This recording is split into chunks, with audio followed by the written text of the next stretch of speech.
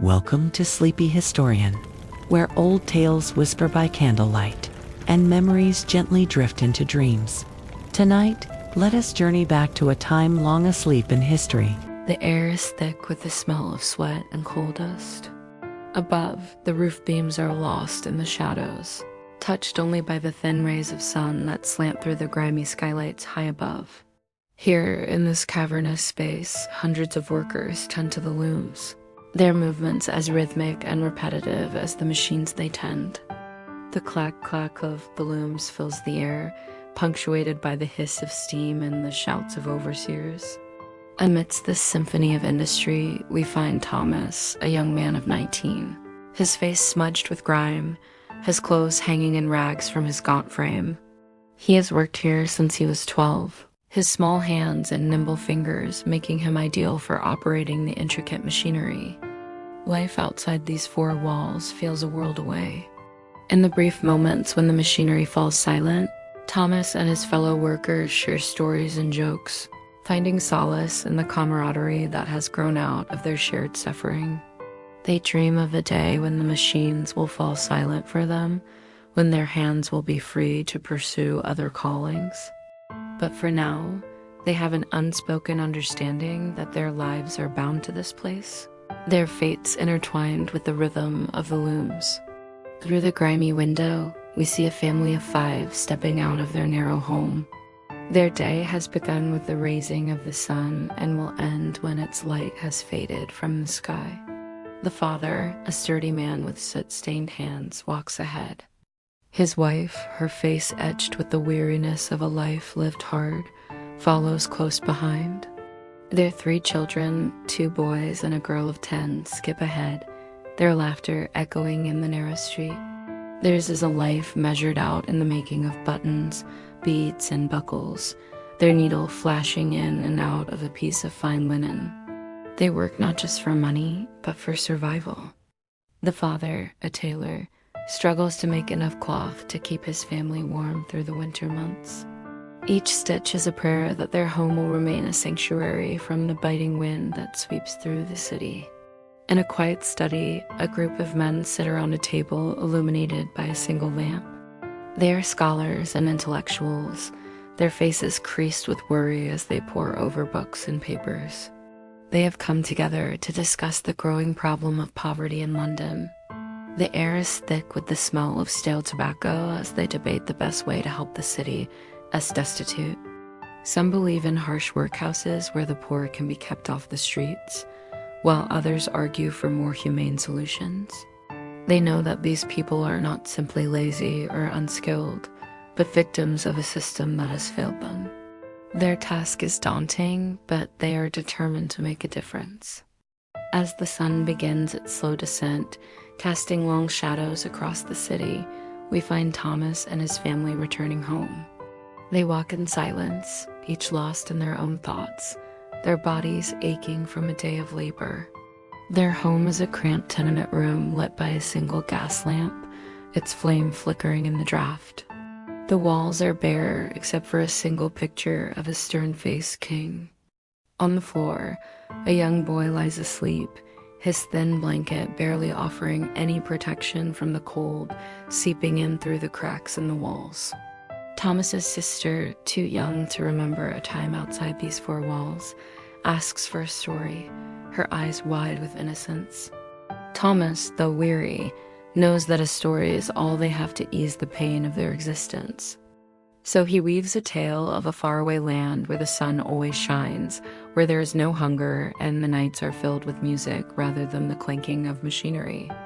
Now we turn toward the grandest part of town, where the air is perfumed with gardenias and the sound of carriage wheels rings out on the empty streets. Here, nestled among the manicured gardens and elegant townhouses, is the home of a wealthy family. Inside, a maid prepares dinner in the grand kitchen, its heart a massive brick oven that dominates the room. Outside, the rumble of the city is lost to the plush carpets and high-ceilinged rooms. Through the window, we see the frantic dance of street vendors and their customers. The family gathers in the drawing room, their conversation as polished and refined as their surroundings. They discuss the latest news and gossip, their lives a world away from the grime and poverty of the working class. For these fortunate few, life moves to the gentle rhythm of a well-tuned clock, each hour marked by the clink of teacups and the murmur of polite conversation. But for how long? What shadows lie on the horizon threatening to engulf even this privileged world? Join us next time as we continue our journey through the heart of Victorian London. Until then, let the echoes of the past linger in your thoughts, carried on the wings of time. What do you see? Is it a dark, dank workshop filled with the rhythmic clanking of hammers on metal? Or maybe a brightly lit office humming with the activity of a dozen workers bent over their desks? Or perhaps a wide-open field where the only sounds are the wind and the birds? Whatever it is, it's probably not what others see. Each of us can interpret the world differently, even when we're observing the exact same thing. Welcome to the first episode of Life in 100 Seconds. Every week, we'll take a snapshot of life in the past. Using historical records, archaeology, and works of art, we'll reconstruct daily life from a particular time and place. Then we'll bring in historians, archaeologists, and other experts to help interpret what life was like back then. And to get things rolling, we thought we'd start with a visit to a textile mill in industrial England. Picture yourself in the gray light of dawn. The streets are still shadowed, but already there is movement. Men in rough wool coats, women in shawls pulled tightly around their shoulders, children with pale, pinched faces. They move in the same direction toward a tall brick building with high soot-stained windows and a single looming chimney. This is the mill. It dominates the skyline, as it dominates the lives of those who work within. The day begins early. 6 o'clock is already late. Many are inside by 5. You step through the heavy wooden doors and are immediately met by a change in air, warmer, thicker. The smell of oil clings to everything, mixed with the faint metallic taint of the machinery. The sound is constant, a low, vibrating roar as belts turn, wheels spin, and looms clatter in rhythmic bursts. There's no escaping this noise. It seeps into your bones, into your dreams at night. Work here is relentless. The machines are hungry, and they demand to be fed with raw material tended constantly. A slip in attention can mean not only a spoiled batch of cloth or damaged gears, but also injury, a hand caught, a sleeve pulled in. You keep your hands close, your eyes sharper than your tiredness allows. The hours stretch long. 12 hours in the mill is not uncommon. There's no lunch break in the modern sense, just a brief pause to eat a piece of bread, perhaps a bit of cheese before the foreman's call sends you back. You work standing most of the day, feet aching, back stiff, the air so laden with fibers and dust that your throat feels coated, your lungs raw. Some workers tie cloth over their mouths to filter the air, but it helps only a little. The pay when it comes at week's end is meager, enough to buy bread, tea, perhaps a bit of meat on Sundays. Rent claims much of it, a single cramped room in a shared tenement where damp creeps along the walls and winter cold seeps through every gap. Illness is common here. A cough lingers, deepens, spreads. If you're too sick to work, there is no wage. No safety net. Children work alongside their parents. None out of choice, but necessity. Their small fingers are nimble, able to reach into the narrow spaces of machinery, tying broken threads or clearing jams. The law says they must attend some school, but in practice the hours are few. And the classroom is another cold room with hard benches. Even in learning, there is the fatigue of factory life.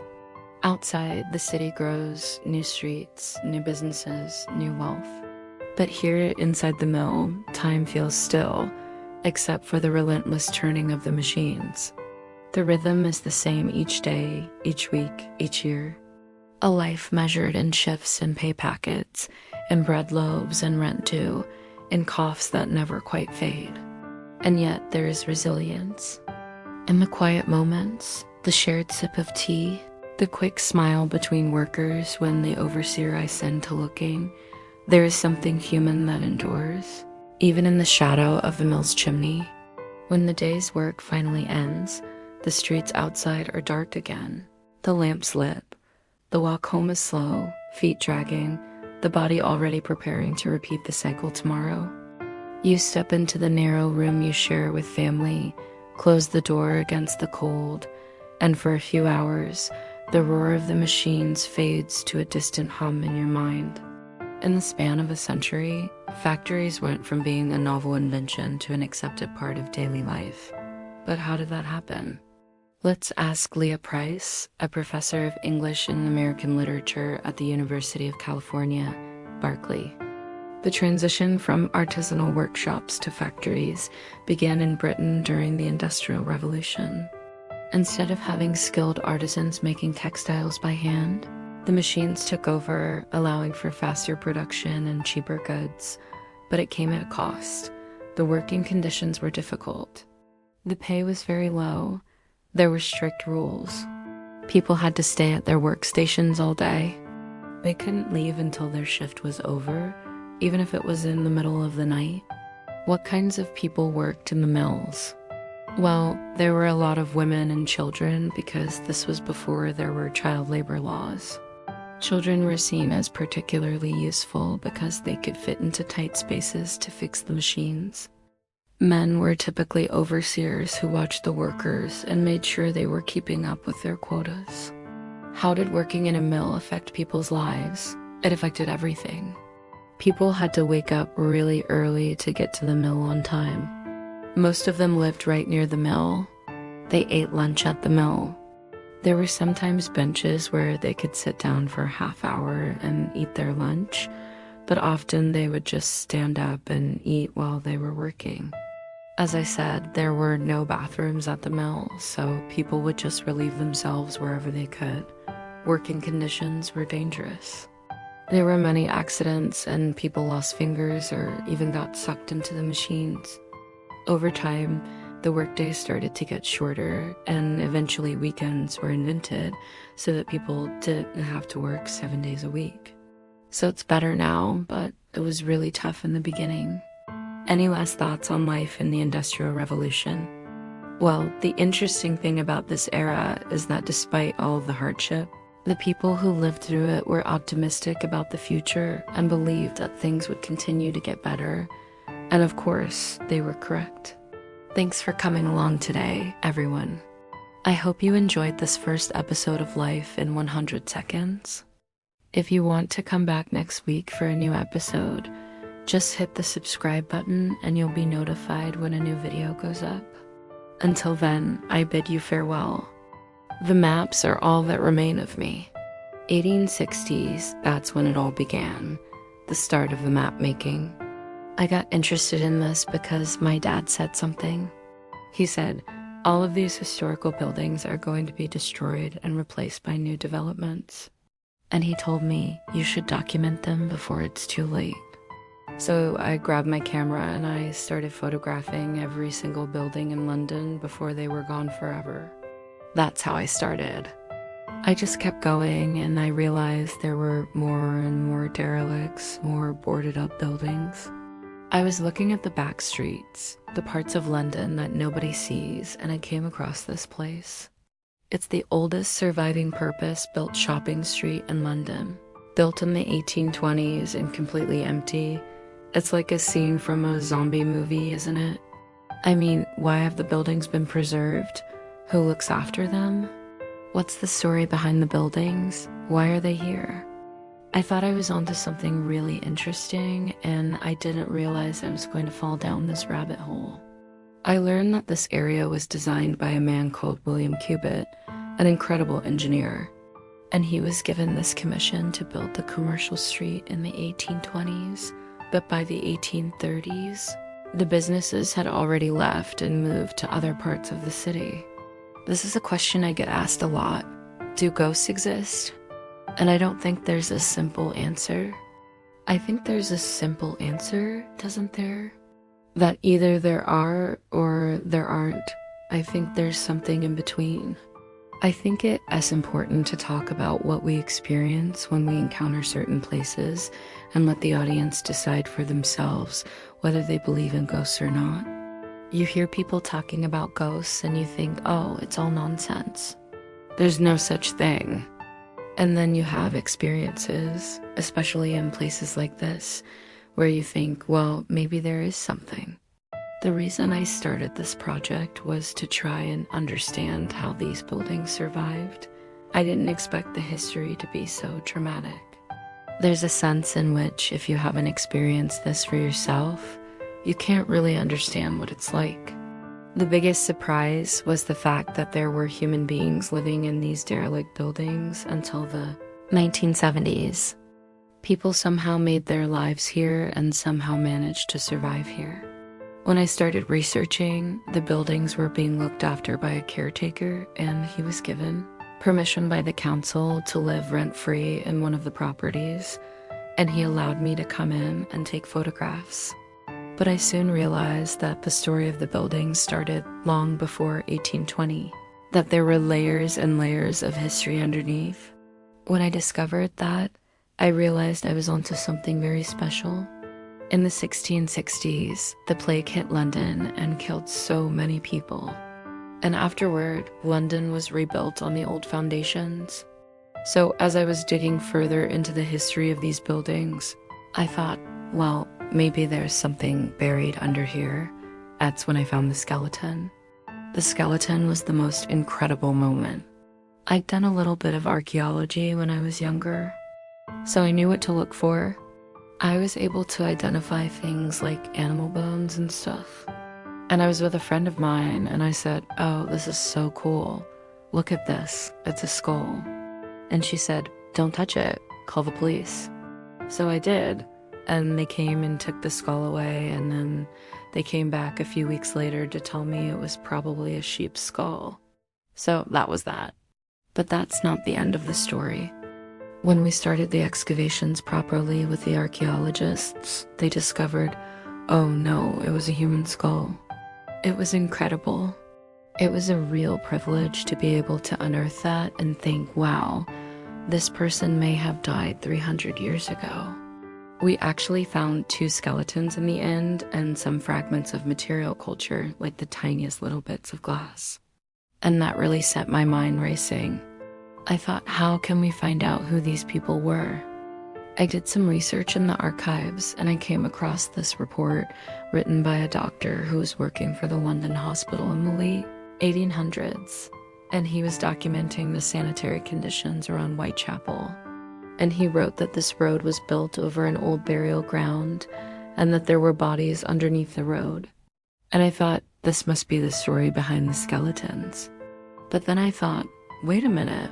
If there are skeletons underneath here, how do I find them? So I contacted the Museum of London, and they put me in touch with an archaeologist who was working on a dig nearby. So he came over and he did some little test pits, and sure enough, he found a skeleton underneath the pavement. The burials continued under the roadway. It's amazing to think that underneath our feet, there's this layer of people.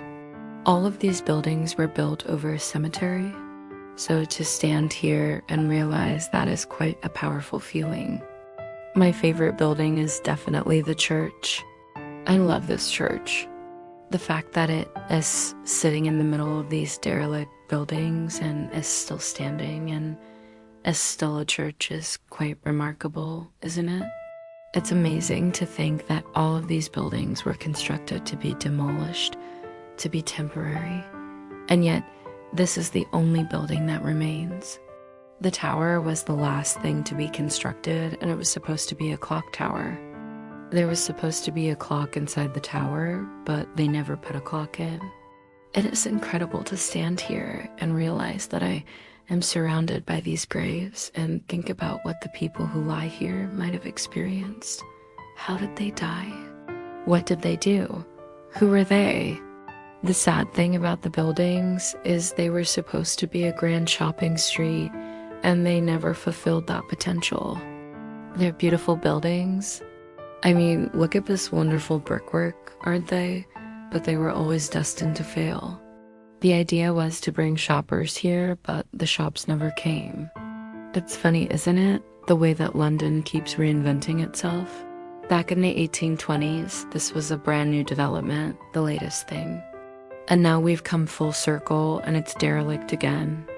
And now it's become something else. I really like the fact that there's a complete absence of people when I photograph these streets. There's a haunting quality to it. There's a sign outside saying keep out, no admission. And I wonder who put that sign up. Was it the caretaker? Did he actually live here? Is this place dangerous? What's the story behind the sign? Because when you see a sign like that, you think, well, there must be a story. Why is it there? Who put it up? Who needs to be kept out? It's nice to capture something that's frozen in time. This is how it was when I arrived. It's not staged in any way. It's all there ready to be photographed. It's quite surreal. I wasn't expecting it to develop into a body of work. I just wanted to take pictures of the buildings before they disappeared. And then I started uncovering the history and I thought, wow, there's a proper story here. And then I met the most amazing people. I met the archaeologists, I met historians, I met the caretaker. He was an amazing guy. He was telling me all sorts of stories about the place and about his life. And I realized that I had stumbled upon something unique. It is 1888. You live in a London house like this one, typical for its day with a front door opening directly onto the sidewalk. Entering, you are greeted by a stair hall spiraling around a void above your head. Straight ahead, however, a second door offers passage into the main part of the house. You push it open and step inside. Welcome to the house. You would be forgiven for assuming that you were in any ordinary home, yet what you are really experiencing is a fantastical world. All around you, the rooms of a bygone era have been preserved, complete with period furniture and fixtures. Through the windows, you can look out at the bustling street, but what you see is not the world of today, but of 1888, including period-appropriate shop fronts and gaslight-era street lamps. This is the set of Back in Townhouse, a television show that documents the process of turning a modern home into one from a previous era. Here, the cast live for a year under the constraints of their time, taking on domestic duties appropriate for the day.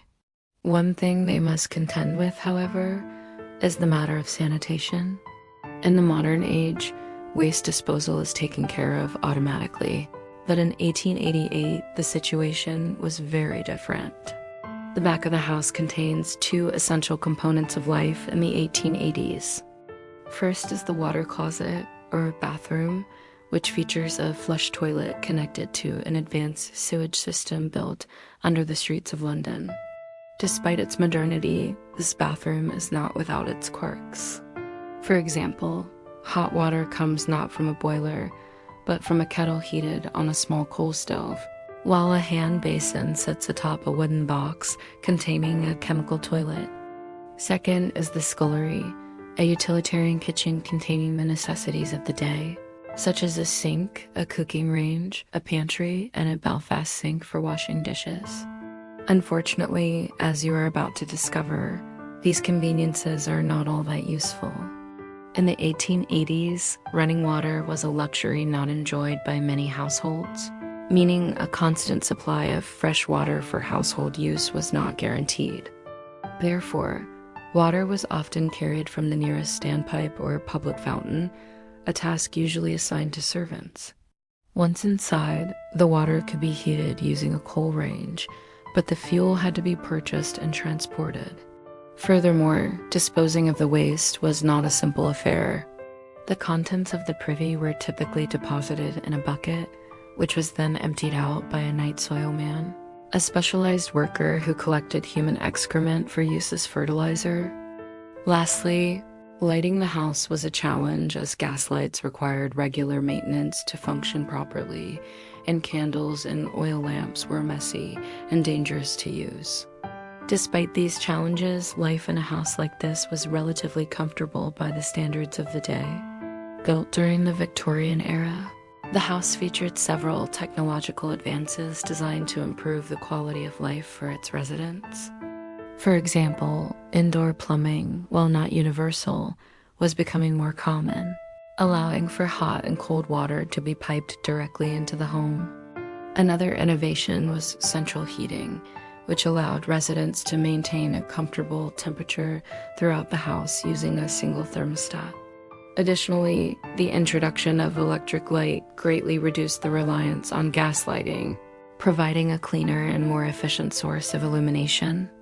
But as the 19th century wore on, London changed in ways the architects of this house could not have imagined. The Industrial Revolution brought with it rapid urbanization and overcrowding, forcing many wealthy Londoners to flee the city in favor of the suburbs. As a result, many grand homes like this one were abandoned or demolished, making way for factories, warehouses, and tenements. The influx of new residents in the late 19th century led to the construction of the London Tube, an underground railway system designed to transport people quickly and efficiently around the city. The arrival of the tube had both positive and negative consequences. On one hand, it made it easier for people to travel to and from work. On the other, it also resulted in the displacement of many residents as entire neighborhoods were demolished to make way for the new rail lines. By the 20th century, London's social and physical landscape had changed dramatically. Many grand homes were demolished, replaced by utilitarian buildings better suited to the needs of the modern city. The once bustling streets fell into disrepair, choked with litter and abandoned vehicles. The intricate details of the architecture were lost, obscured by graffiti and neglect. In some cases, entire blocks were leveled, leaving nothing but rubble and memories. The transition from a rural to an industrial economy had transformed London beyond recognition, and with it, the fate of countless homes and businesses. The abandonment of these structures was a painful reminder of a bygone era. They stood as silent witnesses to a changing city, their facades crumbling with each passing year. It was until the mid-20th century that Londoners began to appreciate the historical significance of these structures. A concerted effort was made to preserve what was left of the old London, and many buildings were restored to their former glory. Today, visitors can explore the remnants of the city's rich history, wandering through the same streets that once bustled with life. As we continue our exploration of the home, you might notice that something is amiss. A number of the rooms are missing, having been removed to make way for filming. This leads us to a particularly eerie space, the music room. Measuring 43 feet by 18 feet, it was here that the cast would relax and enjoy leisure activities, just as the homeowners likely did more than a century ago. However, the removal of the other rooms has created an unsettling atmosphere. With no other spaces to fill the void, the music room feels cavernous, echoing with the ghosts of laughter and conversation that once filled its walls. The final room we will visit is the dining room. Measuring 18 by 18 feet, it is one of the largest rooms in the house and was used for formal meals as well as other social events. What makes this room particularly fascinating is its connection to the outside world. That's because its bay window looks out onto a garden complete with a fountain, trees, flowers, and plants. This idyllic setting was actually created specifically for the show and does not exist outside. Yet stepping into this room, you might forget that fact for a moment, imagining yourself transported to a bygone era. The sounds of birdsong and gentle breezes carry in through the window, mingling with the aroma of freshly cut grass and blooming flowers. You could almost imagine the laughter and conversation of well-to-do Victorians enjoying a meal in the sunshine. And so ends our tour of the time-traveling house. We have journeyed to the past and experienced firsthand the sights, sounds, and even smells of life in Victorian England. We have seen how the conveniences of the modern age were absent and how the challenges of daily life were overcome. Along the way, we have discovered the secrets of a bygone era and gained a deeper appreciation for the complexities of life in the 1800s. If you enjoyed this experience, please like and subscribe so that you don't miss out on future tours. Thank you for watching. And so your first task in this episode is to answer this question. How did the lives of rich and poor differ in Victorian cities? So that's what we're going to explore today. We are going to time travel back to the 1800s and spend a day in the life of a wealthy family in a typical Victorian city. And we're going to compare that to the experiences of those living in poverty. So let's start our time travel. Close your eyes if you like and imagine you are there. The air here is different. It is warm, faintly scented with beeswax polish and the soft fragrance of tea leaves. The light filters through tall sash windows, soft by lace curtains. We have stepped into the upstairs rooms of a Victorian townhouse, a world away from the mills, the tenements, and the shadowed streets below. The day in such a house begins early, though not for the mistress or master. Servants rise before dawn. Downstairs in the kitchen, the range is lit, the faint hiss of the kettle beginning to fill the air. Breakfast must be prepared, fires laid in the upstairs rooms, and the brass doorknobs polished to a warm gleam. The rhythm of the household depends on their unseen labor. Upstairs, life moves at a gentler pace. The lady of the house might begin her morning with correspondence, letters written in a neat, looping hand folded and sealed with wax. She may receive a caller or two announced formally at the door. The drawing room is a place of display, with its carefully arranged furniture, its piano, its neat shelves of books and ornaments brought back from distant travels. Every cushion is plumped, every surface dusted, every object in its place. Afternoons might bring tea, a ritual as much as a refreshment. A tray is brought in, the silver teapot catching the light, the fine china cups set beside small cakes or biscuits. Conversation is quiet, measured, touching on society news, the doings of mutual acquaintances, perhaps the latest serial installment in the newspaper. For the master of the house, days may be spent at business or in the club, returning home in the evening for dinner, a formal affair, with several courses served under the attentive eye of the butler. Candles or gas lamps glow against the darkening windows, the light reflecting on glassware and polished wood. Conversation is polite, voices kept low, the meal moving at an unhurried pace. It is easy to think of such a life as comfortable, and in many ways it was, but it too had its rules. Etiquette dictated speech, posture, even the order in which one might enter a room. Schedules were rigid, social obligations unending. A missed call or a late reply to an invitation could be noted and remembered in the quiet calculations of social standing. From the windows of these tall, orderly houses, one might look out onto the street and see the city beyond.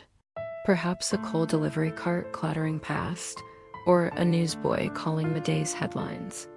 The boundaries between this world and the world of the factory worker, the dock laborer, the street seller, were narrow in distance, sometimes only a few streets apart, yet wide in experience. In the quiet of the evening, the household settles. The last embers in the hearth glow softly, the lamps are turned down, and the house becomes still. Upstairs, in the warmth of a feather bed, the sounds of the city drift faintly in, the distant clip of a late cab horse, the muted voices of passers-by, before fading into the silence of the night. Now open your eyes and let's move to another part of the city. You can feel the cobbles beneath your feet vibrating with the passage of carts and the rumble of traffic. You can hear the cries of street vendors competing with the shouts of angry newsboys hawking the latest headlines. Here, daylight filters through grime-coated windows, broken window panes letting in not just light but the damp chill of the coming rain. Here in this cramped room, a family stirs, awakening to another day in the unending struggle for survival. A mother coughs, her face drawn and pale, her ribs showing under her thin dress. She rises, pulling on a shawl against the cold. Her husband, his face lined with weariness, his clothes threadbare and patched, sits up, rubbing his eyes. Their children, 2 young boys, stretch and yawn, their bellies round and distended from hunger. The father, his shoulders slumped, his movements dragging, rises slowly. He had worked late the night before, taking on any odd job he could find, anything to bring a few extra coins into the house. The mother, her face etched with worry, begins the day's routine. She dresses the children in their only good clothes, the ones with the least amount of dirt and grime. Breakfast, when it comes, is a meager affair, a thin porridge, maybe some bread and cheese. The children eat quickly, their hands shaking, their eyes pleading for more. The parents say silent prayers over their empty bowls, knowing there will be little else until the next day. The father finds work as a docker, hauling crates and barrels in the dark, dank sheds by the river. The air thick with the stench of waste and decay. His muscles strain, his back aching with each heave and haul. The mother, her hands raw and blistered, sells matches and shoelaces on the street corners, her voice hoarse from shouting above the din of traffic. The children, too young for work, but old enough to know hunger, roam the streets, dodging carts and pedestrians, searching for dropped coins or discarded scraps, their day an endless game of survival. Back in the cramped room, the family gathers at dusk, their faces drawn, their clothes even dirtier than before. The father curses the cruel twist of fate, the endless toil with little reward. The mother rocks one of the boys, trying to soothe his fevered brow. There is no money for medicine, no time for rest. The children sleep, their dreams filled with hunger and despair. And the parents, their faces illuminated by the flickering candlelight, talk in hushed tones, planning, hoping, dreaming of a better day. They clutch each other, seeking solace in the darkness, praying for a dawn that brings not just sunlight, but also hope and a chance for a better life. There is obviously a massive difference in the daily lives of the rich and poor in Victorian cities. We hope that you enjoyed this glimpse into both worlds. Which one would you rather live in? Let us know in the comment section below. And thank you for watching. And so our walk through Victorian London comes to an end. We have stood in the clamor of the mills where every breath carried the dust of labor. We have followed Charles Booth as he traced the outlines of the city's poverty onto paper, making visible what was once hidden in plain sight. We have stepped into the quiet tunnels beneath the streets where time moves differently, if at all. And we have ascended into the well-ordered rooms of a townhouse where every day followed the rituals of comfort and decorum. The past is never simple. It holds hardship and endurance, wealth and want, all woven together in the fabric of daily life. In Victorian London, these threads lay side by side, sometimes touching, sometimes entirely apart, but together forming the vast, intricate tapestry of the city. As you return now to the present, you might carry with you a softened awareness of the world as layers. The lives lived before ours, the streets walked long ago, the echoes that linger quietly beneath the noise of today. And as the centuries fall away, you are left standing in the heart of London, the 21st century at your back, the 19th still whispering on your skin. The air is thick with the ghosts of those who came before, their footsteps drumming a steady tattoo on the very pavement you now walk. You can almost hear the rumble of carts and the hiss of street vendors, the cawing of street corner boys, the sharp commands of policemen. If you listen very carefully, you might even catch a snatch of song or the overspill of a gin shop brawl. Turn down a narrow passage between towering brick walls, and suddenly you are in a different world. The air grows stale and chill. The gaslight flickers, throwing dancing shadows on the damp brickwork. This is the London that Booth explored on his mapping project, the labyrinth of poverty, a warren of courts and alleys where the rules of the day-to-day world no longer apply. Here the air is thick with the smell of stale waste and chamber pots, the sound of children crying, the murmur of despair. As you walk the faces of the city's poor press, close haggard men and women, hollow-eyed and draped in rags, they seem to rise from the very pavement, their stories written in lines of fatigue on their faces, their lives measured out in the cobbles beneath your feet. But there's beauty here too, in the defiant smiles of children, the quick gestures of tradesmen, the storefronts that somehow manage to glow with warmth and light. And everywhere the constant, insistent beat of life itself, hammering out its relentless rhythm on the anvil of the city. As the shadows lengthen, you find yourself at the mouth of the tube station, about to descend into the cool darkness of the tunnels below. Here time seems to slow. The roar of traffic fades to a muffled hum, and the insistent cries of street vendors are replaced by the drip, drip of water seeping through the old brickwork. Around you, the darkness is alive with the ghosts of those who came before, the spectral forms of Victorian Londoners hurrying home after a hard day's work or play. And then you turn the corner and step out into the evening, the sounds and smells of the city enveloping you once more. Above you, the sky is a bruised purple. The gaslights are beginning to flicker on one by one. Before you stretches the vast panorama of London, the spires and rooftops stretching into the gathering darkness like the ruins of some great and ancient city. And as the first stars begin to prick the darkening sky, you make your way, slowly home the echoes of the past, mingling with the sounds of the present, the ghosts of London, walking with you until at last you reach the quiet of your room. And so our story ends, or perhaps more accurately, it is here, in this moment, that our story truly begins. For London is a city of stories, and you, dear listener, are now a part of that story too. Tonight's story comes to a close. If your eyes have gently shut, then I wish you a deep, peaceful sleep. Until we meet again in the next dream.